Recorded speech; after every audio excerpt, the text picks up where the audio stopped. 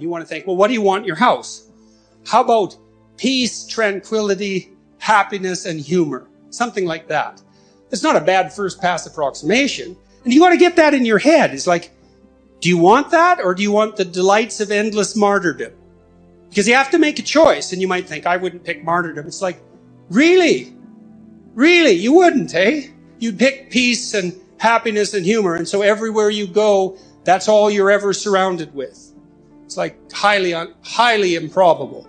So don't be so sure you're aiming up. But if you can orient yourself in that direction, and carefully, and knowing full well what the hellish alternative is, because you need to know that, then you can watch and see, well, when is this manifesting itself in the people around me? And then you can tell them in detail, I noticed today we're having a discussion at dinner, and you made a spectacularly witty remark right at the right time. And it was provocative, but not annoying. And so, good work. And then the kid thinks, oh my God, you noticed it. And then he's like twice as funny the next day, and maybe not in some unbearable manner. And that really works. It really works. But like I said, you have to quell the envy that would otherwise beset you, and you have to want to aim up, and then you have to not be jealous of the other person's goodness, and you have to be extremely attentive. But man, as a transformation technique, even in extraordinarily difficult relationships, which goes back to your point, there isn't anything I know of that's more effective. If you want people to appreciate having you around, learning how to listen, that is a skill that is absolutely unbeatable. And this technique of summarizing to their satisfaction, that works like a charm. And it's not, you might be a little awkward when you first try it, and might feel a little manipulative because you're not that good at it. But if you get expert at it, and you have the greatest conversations with everyone. I had people in my clinical practice who were extraordinarily impaired intellectually and suffering from all sorts of assorted pathologies in addition to that. And if I was listening to them properly, they were as fascinating as anybody I had on the, say, more able and competent end of the spectrum. And you learn so much because there is nothing that people won't tell you if you listen. It is absolutely amazing what people will tell you. And so quickly, they'll reveal things they didn't even know about themselves. And they need to know those things often. They've been hidden for years. It's so rewarding. And then this use of attentive reward, that's also, it's fun in a game-like sense once you learn to play it, because you're watching. You think, I'll just wait. This person's going to do something good sooner or later. It's like, pat, good work. And people are so thrilled that little manifestation of goodness in their heart that managed to sneak out past their cynicism and boredom was recognized. They're so, what is it? It restores their faith in what's good inside them. It really does. It's unbelievably powerful. And so that can work if you're embroiled in a difficult relationship, and you can't escape easily, or maybe you can't escape on moral grounds. That listening, that helps a lot. You might have to listen a lot, but that use of judicious reward, man, that's a powerful technique. What we mean by soul is something like animating spirit. And you might say, well, what's a spirit? And well, that's actually rather easy to answer. So when a child of 4 is playing house, let's say when a child of 4 is playing house, she acts out the role of the mother. But acting out, that's a strange thing, right? Because she doesn't literally duplicate in her actions or her perceptions in the game what she observed her mother literally doing. So, for example, she didn't go into her mother's bedroom when her mother awoke and watched her turn her head in a particular way to awaken and count the number of blinks so that she could mimic that in her play. And, you think that's absurd, but it's not absurd if it's just mimicry. It's not. It's unbelievably sophisticated. So what the girl does is she watches her mother manifest maternal behavior across a vast array of instances, and she integrates that with the image of the mother she's received from all the books she's been read and all the little movies she's watched, the Disney movies and so forth.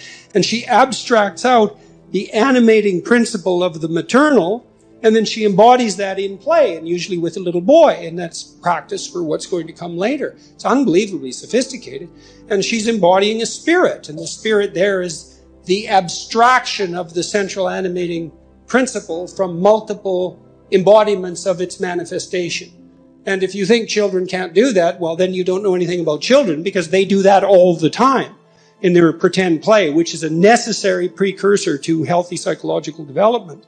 And so part of what we refer to as the soul is the presence of that spirit, or maybe even the capacity of embodying such spirits. And it's very difficult to know how deep that goes.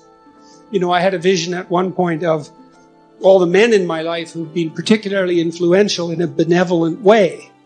You know, and you think, well, just the mere notion of the idea that there could be a benevolent way that would unite the acts of benevolence across a series of men, that's all comprehensible to you. You take that as a matter of course when you say that there are such things as good men, and you can identify them, right? Something stable about whatever is good across multiple manifestations of incarnation, let's say. And I saw that transform into the Father person of the Trinity as the embodiment of that benevolent spirit. Now, I don't have any idea what that means metaphysically, because who does? But that spirit manifesting itself within is certainly part of what we refer to when we talk about the soul. And you can see that shine through people. I mean, it's part of what gives someone charisma. It's part of what elicits the instinct to imitate in you. You know, and you see that even in simple things. When you see a remarkable athlete do something incredibly athletic to put the soccer ball, the football ball through the net, to score the goal, and everybody leaps to their feet in celebration of that, well, that's a celebration of the divine capacity to hit the target dead on. And it grips you at such a low level, way down inside your soul, that you're compelled to your feet to cheer, and you don't even know what you're doing. But you enjoy it, that's for sure. And that enjoyment is also a sign of the depth and utility of that response. You see this in all the things that people do that are, so-called popular entertainment. It's unbelievably sophisticated. The soul is participating in that in the fullest extent. And, you can say, well, there's no necessary use for the religious terminology. It's like, well, until you come up with a better word, there's plenty of use for it, because it's a very complex and deep phenomena. And to, just cast it into the realm of superstition in some casual manner it's just not helpful. Not in any possible. It's not helpful scientifically. It's not helpful ethically. It's not helpful existentially.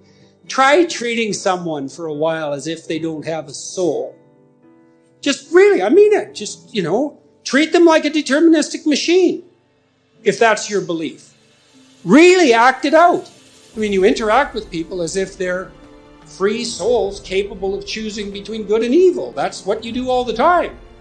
And maybe you can addle yourself out of that by some ridiculous rationalist ideology, but that just means you're kind of a gabbling fool, and it's just going to make you trip over things you don't even notice in all of your social interactions.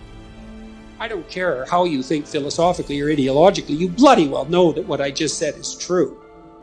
So, and that's true even when you're interacting with an infant or a small child. It's true when you're dealing with someone who's elderly and virtually incapacitated in every way. You still see that divine spark, for lack of a better term, and we do lack a better term, by the way. You see that everywhere if your eyes are open and if you're willing to see it, and to the degree that you're responsive to that, then your actions are guided by love and your words are guided by truth. Watch the people around you, and whenever they do anything that you would like to see repeated on a regular basis, tell them exactly what they did in detail, with, be positive about it, obviously, and just indicate that you noticed. And because I saw this when I was grading student essays, and so I taught this seminar for a long time, and I was trying to teach kids how to write. They were in their 4th year of university in the honors psych program. You'd think they'd bloody well already know how to write, but they didn't. And so I'd have them write a 4-page essay on a given topic, and then they had to rewrite that to a 6-page essay, and then they had to rewrite that to an 8-page essay. And the first essay I graded, it was only 5% of their grade, and I told them, I'm going to cut you into ribbons. but it doesn't matter because it's 5% of your grade, and so they could tolerate that. And generally, by the third essay, they had written the best thing they'd ever written in their life, and they learned so fast it was unbelievable. But one of the things I noticed was that they did a little testing with the first essay. They'd hand in something. It was just like, God, formulaic, boring. They weren't in it at all, There was nothing of the person in there. There was no thought. There was just the kind of psychobabble that they'd learned, especially if they were in faculties of education.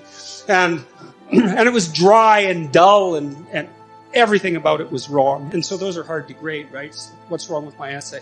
The words aren't right. The phrases, they're not so good. They're not organized well into sentences. The sentences aren't sequenced well in the paragraph. The paragraphs don't make a coherent argument, and the entire thing is empty. But other than that, no problem. It was often easier just to rewrite those essays than to grade them.